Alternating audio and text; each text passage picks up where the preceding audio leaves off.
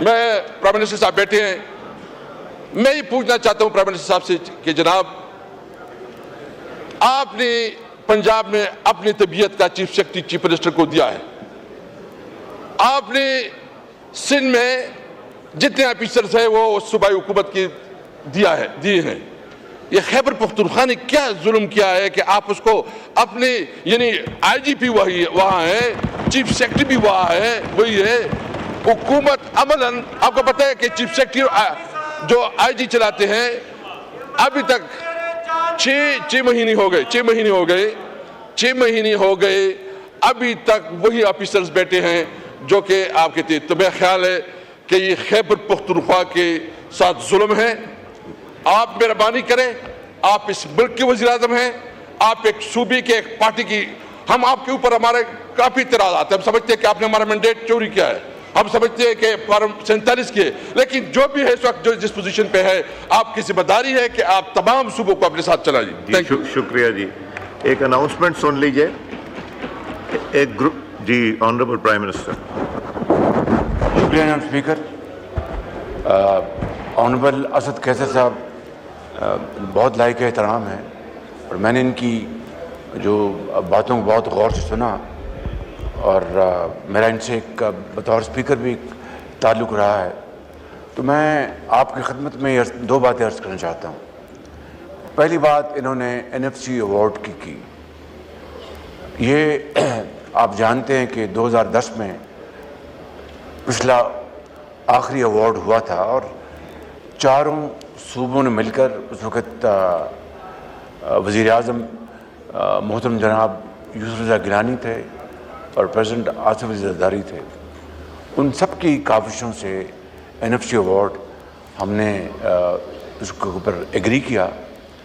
और उस वक़्त आप जानते हैं कि दहशतगर्दी अपने अरूज पर थी और सबसे ज़्यादा उसका ब्रांड फेस कर रहा था हमारा इंतहाई खूबसूरत सूबा KP और बलूचिस्तान और पंजाब और सिंध।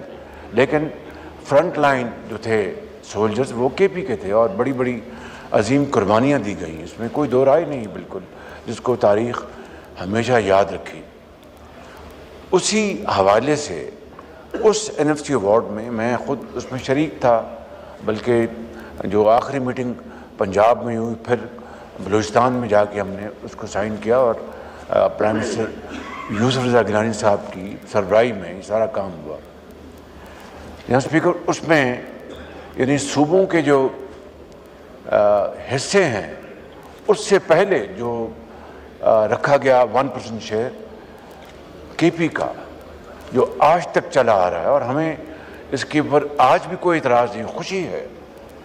मगर किसी और सूबे को उसमें शेयर नहीं मिला। बलूचिस्तान का भी जो दहशतगर्दी के हवाले से अगर था तो KP के बाद बलूचिस्तान का हिस्सा है, लेकिन सिर्फ KP के लिए रखा गया और 2010 से लेकर आज तक 590 अरब रुपए KP को मिले, सिर्फ दहशतगर्दी के ख़िलाफ़ जो उनकी जो काविशें थी उनको ऑगमेंट करने के लिए।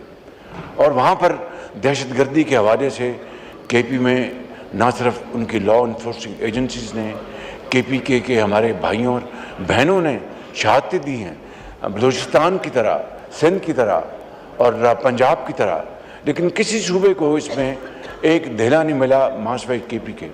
मैं इंतहाई अदब से ये गुजारिश करूँगा आपकी खिदमत में, इस मुअज़्ज़ज़ ऐवान की खिदमत में, कि 590 अरब रुपए दिए गए, लेकिन आज तक CTD वहाँ पर कायम नहीं हो सका, जो कि जिसके लिए ये रकम मुख्तस की गई थी अपने अवार्ड में।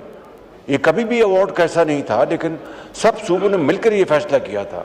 तो मैं अपने भाई की खिदमत में अर्ज़ करूँगा, इस ऐवान की खिदमत में अर्ज़ करूँगा कि इसको भी ज़रा ज़रूर सोचें कि 590 अरब रुपए आज तक जा चुके हैं, मगर वहाँ पर CTD आज भी नामुकम्मल है।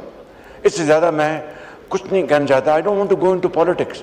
दूसरी बात जो उन्होंने फरमाई कि पंजाब में चीफ सेक्रेटरी या सिंध में चीफ सेक्रेटरी या बलूचिस्तान में, मैं आपकी खिदमत में अर्ज़ करना चाहता हूँ कि हमने 3 नामों का पैनल दिया, जो एक ट्रेडिशन है, 3 नामों का अपना पैनल दिया केपी को, इसमें से कोई भी चूज कर लें।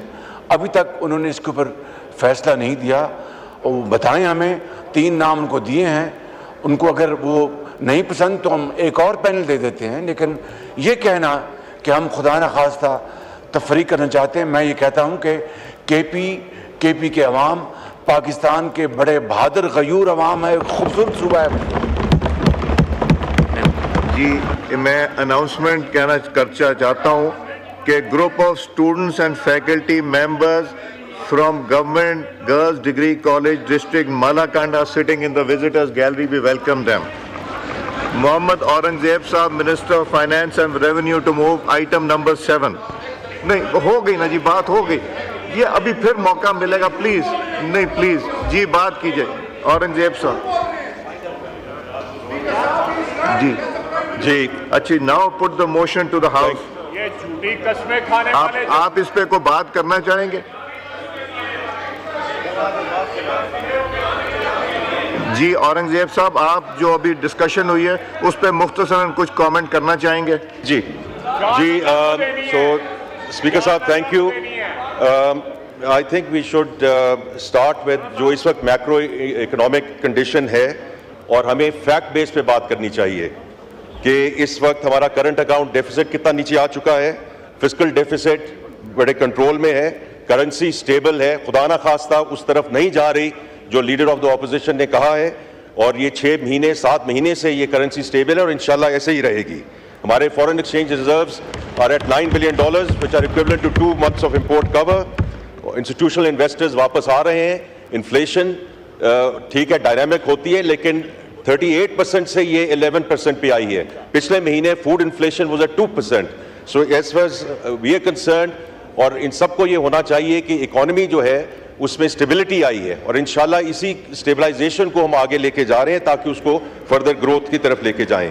जो बजट के बेसिक असूल थे, मैं उनको दोबारा रिपीट करना चाहूँगा। टैक्स टू GDP रेशो इस मुल्क में 9.5% नहीं रह सकती। हम मुतहम्मल नहीं हो सकते। हमें जो रिलीफ की बात करते हैं, सस्टेनेबिलिटी की बात करते हैं, ये अगले 3 साल में हमने इसको 13% की तरफ लेकर जाना है।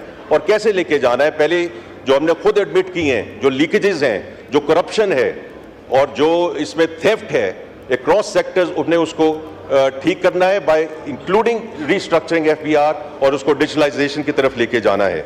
इसी तरह हम बाकी सेक्टर्स को, whether is the retail, distributors और वेदर द रियल एस्टेट, उसमें हम जो है नेट को एक्सपेंड कर रहे हैं।